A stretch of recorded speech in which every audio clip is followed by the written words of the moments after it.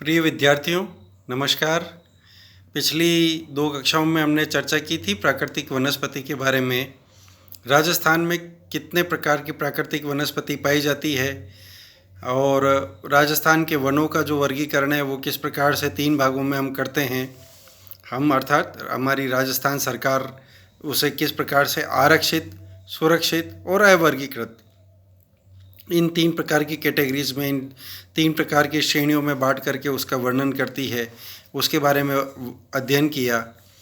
आज जिन विषयों पर हम चर्चा करने जा रहे हैं वे है वन्य जीव, वन्य जीवों का संरक्षण और उसी से जुड़ा हुआ एसोसिएटेड जो सब्जेक्ट है जैव विविधता, बायोडाइवर्सिटी।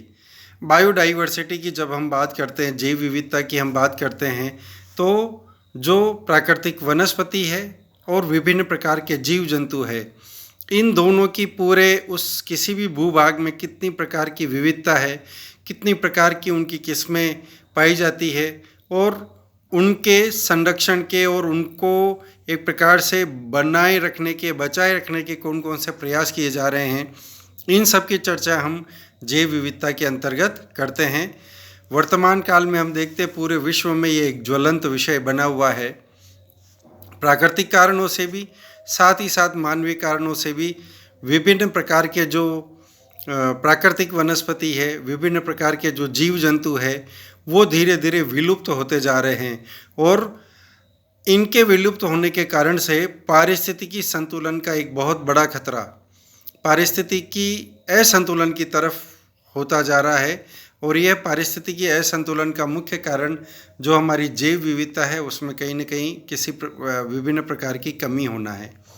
अब इसके कारण, जैसा मैंने पूर्व में कहा, उसके कारण प्राकृतिक भी हो सकते हैं, उसके कारण मानवीय भी हो सकते हैं, लेकिन जीव जंतुओं की किस्मों में, प्राकृतिक वनस्पति की किस्मों में जो ह्रास हो रहा है, इन सब पर चिंता प्रकट करते हुए जो हमारी बायोडाइवर्सिटी है, जैव विविधता है, उसके संरक्षण और संवर्धन के लिए प्रयास सरकार के स्तर पर भी और जन सामान्य के स्तर पर भी बहुत बड़े पैमाने पर किए जाने की ज़रूरत महसूस हुई और उस दिशा में अब धीरे धीरे प्रयत्न किए जा रहे हैं। उसी प्रकार के बड़े प्रयत्नों में हम देखते हैं कि जो वन्य जीव हैं उनके संरक्षण के लिए अनेक प्रकार की योजनाएं, अनेक प्रकार के एक प्रकार से कार्यक्रम केंद्र सरकार द्वारा, राज्य सरकार द्वारा चलाए गए हैं। साथ ही साथ इन वन्य जीवों के संरक्षण के लिए अलग अलग श्रेणी में, अलग अलग प्रकार से इनकी सुरक्षा के उपाय किए गए हैं। उसमें हम देखते हैं कुछ क्षेत्रों को पूरे देश भर में राष्ट्रीय उद्यान के रूप में, नेशनल पार्क के रूप में कैटेगराइज करा है और उस प्रकार से वहाँ की वन्य जीव और प्राकृतिक वनस्पति के संरक्षण के प्रयास किए गए हैं, निरंतर किए जा रहे हैं।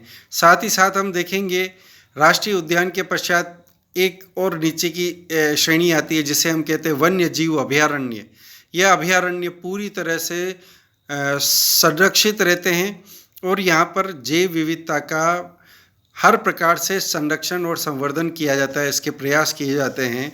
तो पूरे देश को विभिन्न राष्ट्रीय उद्यानों के अंतर्गत और इसी प्रकार से जो वन्य जीव अभयारण्य हैं, अभयारण्यों के अंतर्गत उनको डिवाइड करके, उनको विभाजित करके और उन क्षेत्रों में विभिन्न प्रकार की मानवीय गतिविधियां जो वनों को और जीव जंतुओं को प्रभावित करती है उस पर पूरी तरीके से रोक लगाई गई है। तो इस प्रकार से नेशनल पार्क्स के द्वारा, सेंचुरीज के द्वारा, वन्य जीव अभयारण्यों के द्वारा यह प्रयत्न किया गया है कि हमारी जो जैव विविधता है वो बरकरार रहे, संरक्षित रहे और उनका संवर्धन पर्याप्त मात्रा में होता रहे।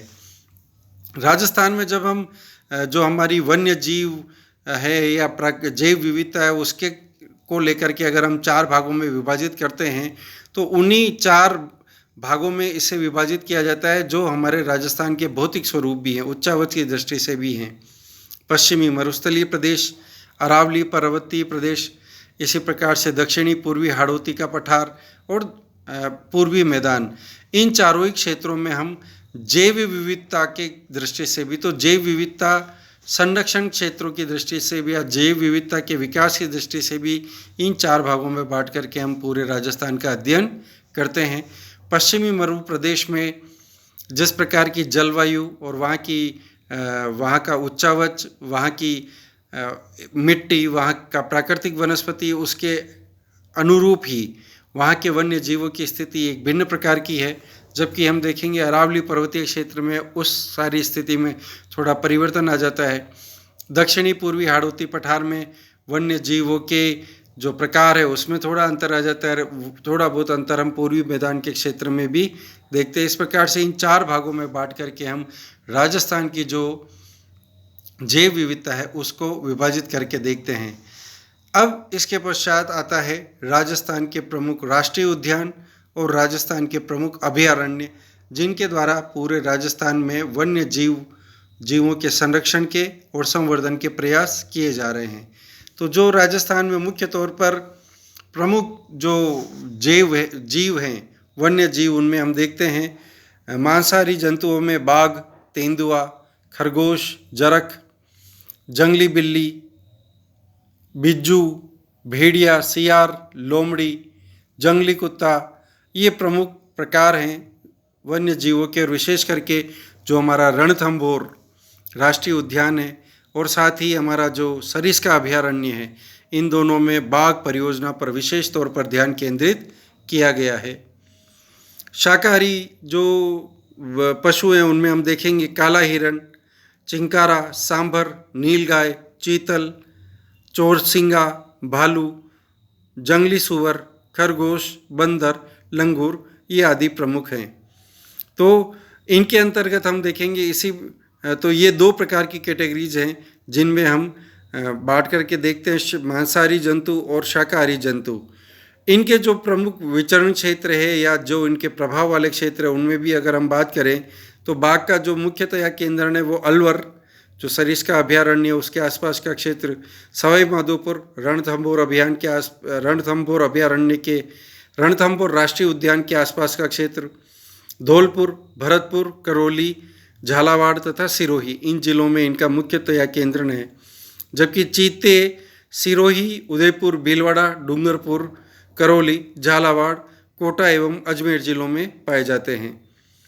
भीलवाड़ा के जिस महाविद्यालय में हम अध्ययन कर रहे हैं करेड़ा, उसके आसपास के क्षेत्र में चीते और बघेरे, ये काफ़ी मात्रा में बघेरे कई बार देखे भी गए हैं सामान्य जो जनसाधारण है उनके द्वारा। शाकाहारी पशुओं में हम देखेंगे राजस्थान का जो स्पेसिफिक है काला हिरण, वह है भरतपुर, सिरोही, जयपुर, बाड़मेर और अजमेर जिलों में इनका मुख्यतया निवास है। चिंकारा विशेष तौर पर भरतपुर, सवाई माधोपुर, जालोर, सिरोही, जयपुर और जोधपुर में इनका विशेष तौर पर कंसंट्रेशन है।